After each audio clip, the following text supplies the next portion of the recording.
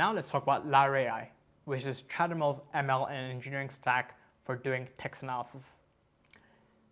Lyra AI consists of three pillars. The first one is aspect-based sentiment analysis, and that's also sometimes known as ABSA, which essentially looks at the theme and the sentiment together in a specific response. Then you have something that we call observations, which are a lot more granular than themes and are trying to look at the very specific nuances of what customers are saying.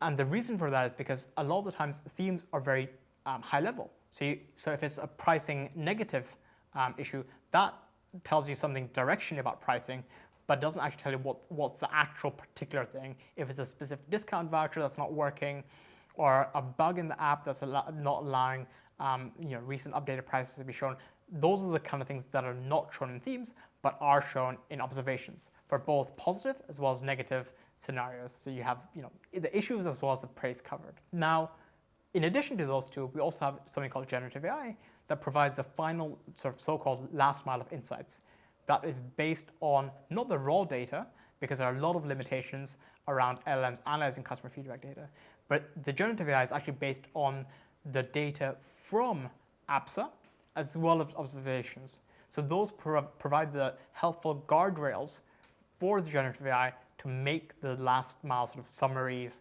and make the understanding of the customer pain points much easier.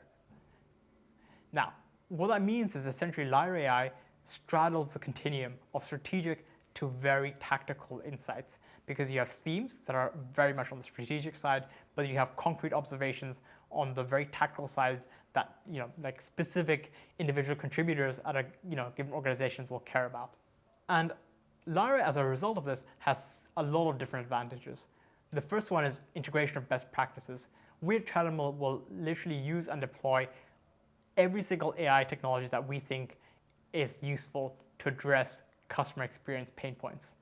That includes the latest in large language models, transformers, fine-tuned transformers, as well as traditional algorithms such as hierarchical clustering, network analysis, knowledge graphs, to ensure that essentially the best insights are provided in a reliable way.